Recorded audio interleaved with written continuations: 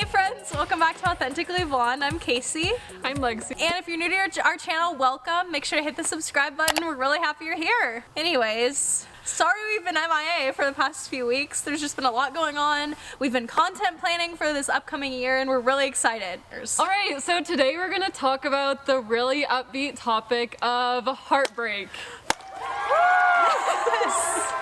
And if you've ever had your heart broken, I'm sorry, and you know that it's one of the worst, if not the worst, feelings that you can ever feel. Like, it's honestly like someone died. Like, it is horrible, gut-wrenching. I was just inside rehashing my breakup from, several years ago, from 2 years ago with Lexi and Jess, and honestly, you just like, no matter how good you are, you'll never forget how that felt. Like, it seems so dramatic, like when someone's like, oh, my heart's broken, and you're like, okay. But if you've experienced it, you just know that, like, you're in some dark days. So today we're gonna just shoot the crap and talk about, like, the pain we've experienced from heartbreak, how we dealt with it, how you move on, and then, like, silver linings that can come from, like, all the lessons you learn from being with somebody. One of the big things about breakups that I think I didn't really understand until I got my heart broken was that it's a total roller coaster. Like, you are devastated at first, obviously. And then, you know, you start to be okay. Then you see something that reminds you of them and you're like, oh, I'm back here. Lex and I both have had a couple of pretty traumatic breakup experiences where different things happened, but for me, I can speak on my most recent one. We broke up, didn't have a reason why. We can get into that another time, maybe, I don't know. But then I actually recovered pretty fast, like a month after this 3-year relationship. And then, you know, I would see him for the first time and would get sick and really sad and feel like I was back to where I was. And then I was completely fine. And then he started dating one of my good friends. And then that all shot me back. You hate to hear it. You just hate to hear it. And then you bounce back and now I'm better than I've ever been. But it's still hard when you're in that to think that you'll ever see the light of day again. Where is the end of the tunnel? Because I am drowning. Literally buried in a hole. Yeah. So I feel like me and Casey can relate that one of the hardest things about like moving on after a breakup is like if you don't have that closure, you don't know why something happened or why the person treated you a certain way. We'll unpack this in a different episode, but personally I've been through a very traumatic, abusive breakup that left me with so many questions as to why it happened, and like still to this day I'm not really sure why the actions took place. And so that was like really hard for me in the sense of like I can't move on right now because I haven't unpacked like why it happened, and trying to see like, I don't know, when you don't know why something happened, like how are you supposed to deal with it and move on, especially when there's like no apology or something like that. So I think for me it was like understanding like I don't need an apology for myself to like be strong enough to move on.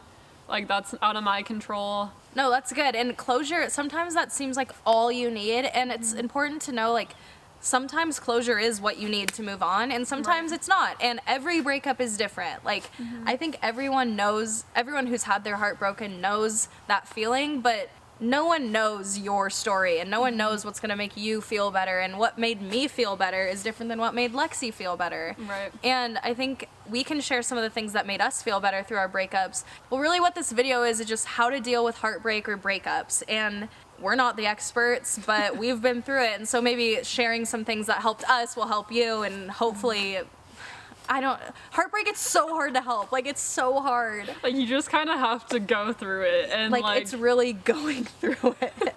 You're like, this will make me stronger, but it like, doesn't feel like that. No, and it's like funny, not funny. Yeah. Like, we're laughing, but we know. Yeah. Some of the things that helped me was just taking on the mindset of, okay, I need to make new experience and new memories, and everyone's like, time will heal, and I'm like, shut up. You're like I don't have time. I don't have time because I'm slowly dying right now. And so I was like, okay, I need time, but I also need new experiences. Like, I need to go do fun things with my friends. I need to meet new people. Like, harness your bad energy. Oh, you yeah. know? Are you kidding me? You're fine. single? Yeah. Like, you're single. That doesn't mean you need to go crazy, but that needs to be like, okay, you are independent and you're strong alone and you don't need someone else. And I felt like I Hell yeah. bodied that like a few months after. I was like, I don't care. I I can know, do she whatever I was want. posting some fire selfies, and I was like, oh shoot, my best friend is popping off right now, and I'm here for it.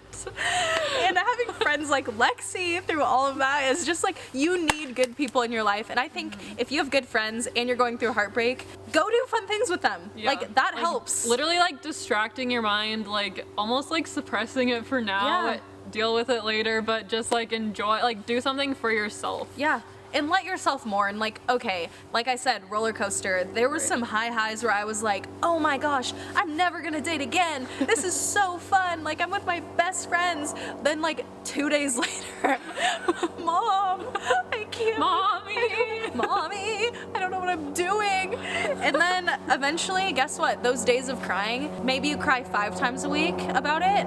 Then they cut down You to cry 3. 5 times a day. Maybe 5 times a day, but each, like, over time, with new experiences made, new people you're talking to, that number will cut down, and now I don't cry about it at all. Are you kidding me? I kind of laugh about it just because of where I was then versus now, seeing all the growth, all the new people. I think it's also important to, like, take lessons from the person you were with, because it's easy to be like, wow, that was the worst thing that's ever happened. Like, I can't even begin to comprehend that. For me, I was like, wow, I did not like this about this person. And in the time being, it was hard to see that. But then, like, moving forward, you're able to be like, wow, this is what I need in a person, and I don't have to settle because there's too many people out there to settle for something that is less than what you deserve. So. Yeah. And it's hard to see that when you're in a relationship. I felt like my past relationship, I felt pretty controlled in a lot of different ways.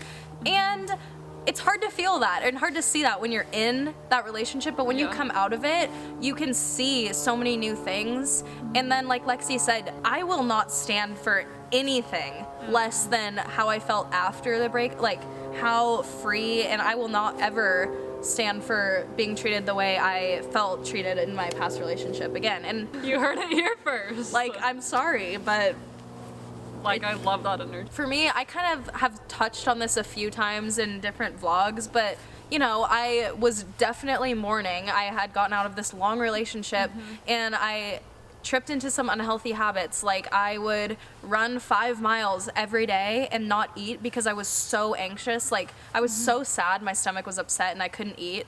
And then I lost a lot of weight, and then I was like, I come back to school, everyone's like, you look so good, and I'm like, oh, thanks, but that's not healthy. That's not healthy at all. And so it's okay to mourn, and definitely should mourn and the eat things. some ice cream. Eat and some like ice cream. do whatever you need what to you need do. to Take do. a bath. Yeah, listen go to for some runs, music. whatever. Just cry it out. I think another thing for me, like, I have always found like a lot of identity in the person I was dating. Like, I'm like, we're like one person kind of thing. And so when you break up, you kind of like feel like you lose like a part of yourself, at least for me. And so I think what helped me was focusing on like everything that I am, just me and my self-worth. And I like that was done kind of through like counseling, kind of unpacking that with my counselor. I read a lot of self-help books, which we're actually going to do some book reviews on some soon, which is super exciting. Because those have helped me so much. And then, just like I said, talking to your friends, because your friends are going to hype you up. Oh, yeah. And let you know that you're enough and that you will get through this. One thing that Lexi said is counseling, and you might feel like, I know why I'm sad, I don't need to go to counseling, I'm sad because I got broken up with, but I didn't go to counseling until a few weeks after I had broken up with. That was like my first time actually going into counseling. And not only I was like, I know why I'm sad, okay? But unpacking like what about that relationship I didn't like, how I can grow, finding the ways I can learn from it was huge. And having that unbiased counselor as someone that I could tell them things, and she was like, you know, did you ever think about how maybe this part of your relationship was unhealthy? And I was like, oh my gosh, I was living in this bubble that I was not even aware of until now. So I strongly recommend going to counseling post breakups, because self actualization and like growing and realizing things that you didn't even know, Woo. Boom. Boom. That's all you need. That's all you need. Boom. So like we said, we obviously want to get into more of like the toxic things that happen in our past relationships, but that is a story for another vlog. But we're just trying to say that heartbreak sucks, and we know it sucks, and it's probably sucked for a lot of you, and I hope that you have grown from all of your past relationships and heartbreaks, because I think it makes you stronger in the end. Definitely. But yeah, so we hope that you guys are having a great 2021, and we're super excited for all the content we have planned for this year. Yes. And yeah, if you guys have any video suggestions or have any tips about how to deal with heartbreak, Yes. we would love to hear them. And if you like this video, please be sure to like, comment, and make sure to subscribe. Bye. Bye.